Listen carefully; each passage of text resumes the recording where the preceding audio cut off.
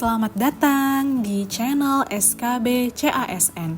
Di channel ini kita akan membahas soal-soal SKB untuk CPNS ataupun P3K. Apa itu SKB? SKB adalah seleksi kompetensi bidang untuk seleksi CPNS. Jadi ini tahap keduanya setelah berhasil melewati SKD.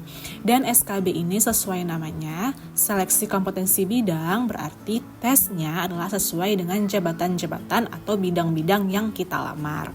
Pada video kali ini aku akan membahas soal SKB CPNS untuk jabatan auditor. Jadi ini cuma dipakai untuk jabatan yang melamar untuk jabatan auditor ataupun serumpun dengan auditor. Jika di P3K juga ada yang serumpun dengan auditor, bisa menggunakan video ini sebagai media pembelajaran.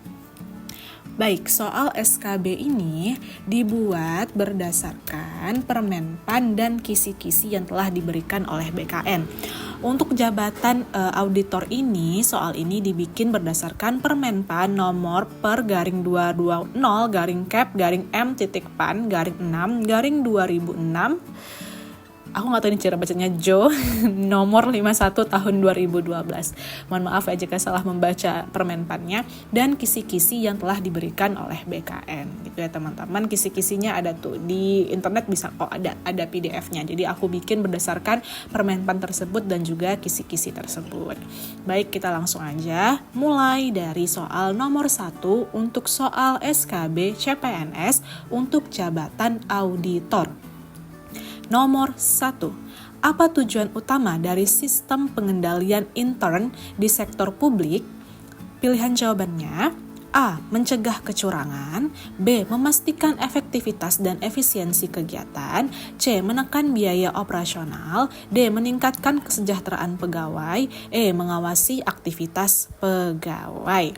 Kira-kira apa jawabannya dari soal nomor 1 ini? Apa tujuan utama dari sistem pengendalian intern di sektor publik? Apakah A, apakah B, atau apakah C, apakah apakah D, apakah E? Silakan dijawab. Nanti kita cocokkan dengan kunci jawaban yang ada di video ini. Nah, ini dia kunci jawabannya. Jawabannya adalah B. Pembahasannya, sistem pengendalian intern bertujuan untuk memastikan bahwa kegiatan organisasi berjalan dengan efisien, efektif, dan sesuai dengan peraturan yang berlaku.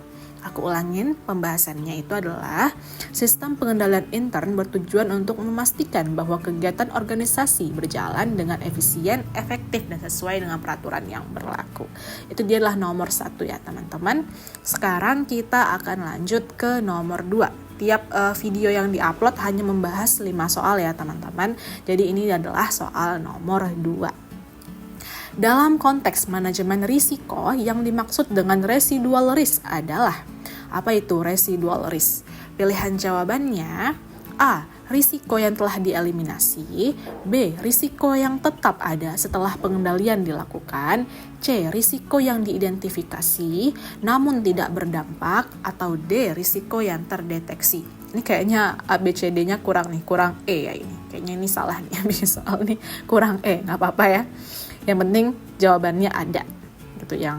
Yang susah itu kalau jawabannya nggak ada di sini, tapi ini jawabannya ada teman-teman. Tenang aja, kalau ada kunci jawabannya insya Allah ada di pilihan jawaban yang telah diberikan.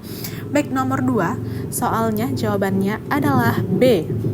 Benar kan? Ada kan kunci jawabannya di soal B. Jawabannya adalah B. Pembahasannya, residual risk adalah risiko yang tetap ada setelah tindakan mitigasi atau pengendalian diterapkan.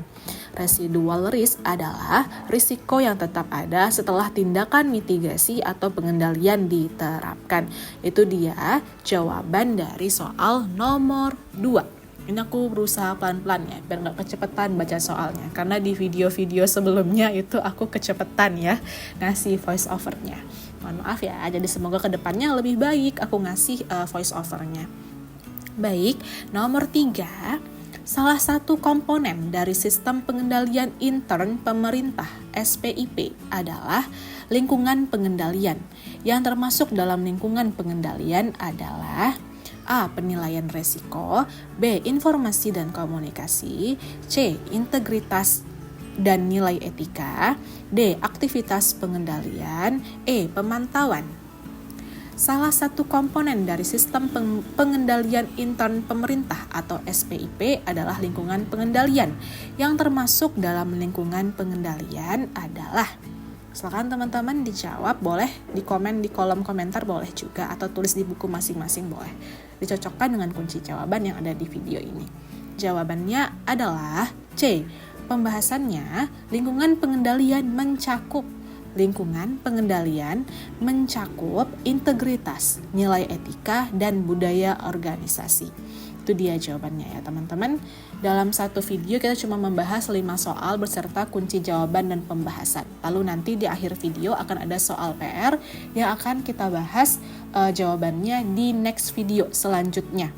Khusus untuk video auditor ya, karena aku nggak cuma ngupload yang auditor, aku ngupload banyak sekali paket soal dari berbagai jabatan. Jadi di subscribe dan dipastikan dilihat apakah aku ngupload auditor atau jabatan lain gitu. Karena aku ngupload banyak. Aku ngupload banyak sekali video SKB karena jabatan CPNS ada banyak sekali. Baik, kita lanjut di soal nomor 4. Apa yang dimaksud dengan pengendalian preventif dalam konteks manajemen risiko? Aku ulangin, apa yang dimaksud dengan pengendalian preventif dalam konteks manajemen risiko?